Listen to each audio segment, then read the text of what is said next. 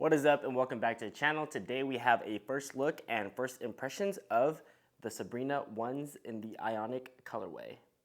These dropped a couple weeks ago on the sneakers app for $130 in two colorways. I like this one a little bit more, and to be honest, I kind of slept. I was in Baltimore actually, preparing for a 9-man nationals, and I got a text from my friend Gabe to me and my brother. Was like, easy cop, and I was like, what is he talking about? I was like, oh shoot, the Sabrina ones. So I went to the sneakers app, pre-populated my size in this colorway at 9.5, check out, and I got the Gotham sign. I was like, sick. I'm gonna get the Sabrina ones and get to try them out. And then for some reason, an hour and a half later, I was like, let me double check my email just to make sure that I actually got them.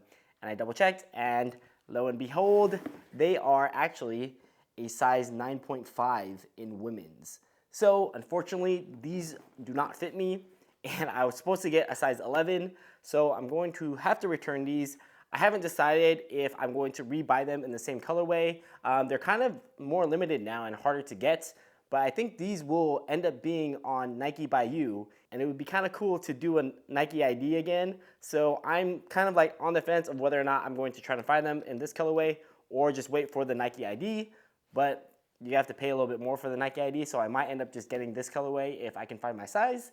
So an L and a dub at the same time, but while I have them and before I return them, might as well do first impressions. So I typically actually don't go for first signature models. I've only had two in the past, one being the Curry one and the second one being the PG one. Both actually very solid performers, and the main reason I don't go for them is because brands have to do this balancing act with the first signature model where they can't give the shoe too much tech because it will compete with like other signature lines like LeBron, KD, Giannis.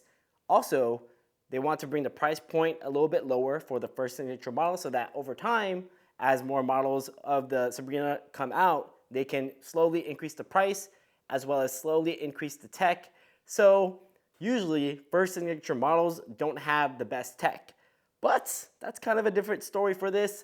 We have a React midsole for the cushioning system, as well as a Zoom air unit in the forefoot. So both of those boxes are checked. This outsole traction pattern looks very aggressive.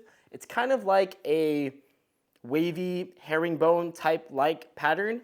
On the downside, this is mostly a semi-translucent outsole, but to be fair, it does feel pretty tacky. I don't know if that'll hold up over time, but at least there is a solid rubber in the middle. If I had it my way, I would actually make this middle portion the translucent rubber and the outer and medial sides the solid rubber, but it is what it is. I wonder what offerings they'll have on Nike by You for that, but overall, this got me a little bit excited, especially for a first signature model, and she has been killing it. I just watched or listened to the podcast that JJ Redick had with her sit down with Nike and her talking about like the background behind the shoe and some of the inspiration behind it. And one of the main features, she said there's a lot of Easter eggs, which I haven't discovered myself yet, but one of the main ones is this upwards pointing swoosh to kind of represent, breaking through glass ceilings and there is no ceiling. I thought that was a really cool and creative way to use the swoosh,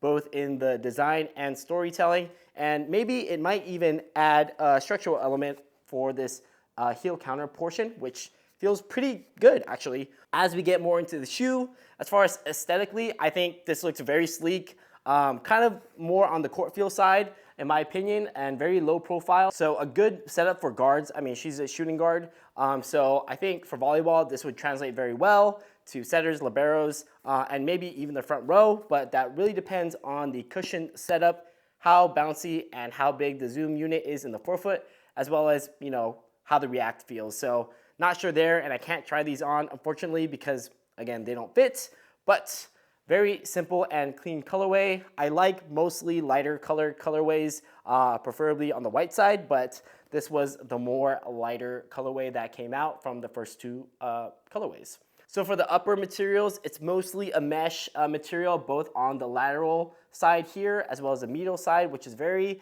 breathable and very lightweight. And then it gets a little bit thicker in the toe area and the forefoot area with also textile-like materials. So pretty standard for basketball shoes these days. For the heel area, this is actually has a decent amount of padding as well in the tongue. And this tongue is a half booty construction, so it does stop halfway up here, and I don't imagine it will move around too much. We have her logo here on the tongue as well. It's both a combination of an S and an I. And then as we move to the back of the shoe, we do have a pretty substantial heel counter here, which does feel pretty hard. So this should provide decent heel lockdown and ankle support. So hopefully there's no heel slip. I don't imagine there will be. And in general, I do like the shaping of this heel around the Achilles and the ankle. So far, upper looks pretty solid. As far as the lacing, looks pretty standard. I do like that there are holes that go a little bit further back, so you can adjust the lacing to your liking a little bit more. And as we move to the midsole of the shoe, one thing that is very prominent is this outrigger right here that we see on the lateral side. So this, I think, will provide a lot of lateral stability and stability in general. And of course, stability and being able to move laterally for both basketball and volleyball is very helpful. So I actually really like when shoes do this. It is very reminiscent of the Kobe 5 in both the construction and the look of it. So it makes sense. She wore a lot of Kobe's before having her own shoe. And on the medial side of the shoe, the traction pattern actually wraps onto the midsole of the shoe, which I think is a very underrated feature, and I love when shoes do that. Of course, you can't do that on the lateral side because of this outrigger, but I'm glad that they did decide to wrap the traction pattern on at least the medial side so that, you know, when you're in these awkward cutting angles that you'll have some extra traction to hopefully bite the court a little bit more. And this midsole foam actually feels a lot softer than I thought it would. So I wonder how much this will break in and compress. So hopefully heel to toe transition is pretty smooth. I don't see any shank plate at all. And she does have some messaging on the medial side of the shoe, which reads anyone, anywhere, which I thought was pretty cool. There are some other small design hits, but I won't say them all so that if you get them, you can discover them on your own. I'm sure I haven't discovered all of them yet, but I'm very excited to try a shoe, of course, when I get the right size. But based on first impressions, first look, and having them in hand, I think they look awesome, and I think they will perform great on court as well. Let me know if you have any questions. If you've been enjoying the content lately, don't forget to subscribe so you don't miss any future uploads. But I think it's going to do it. Thanks for watching, and I will see you in the next one. Peace.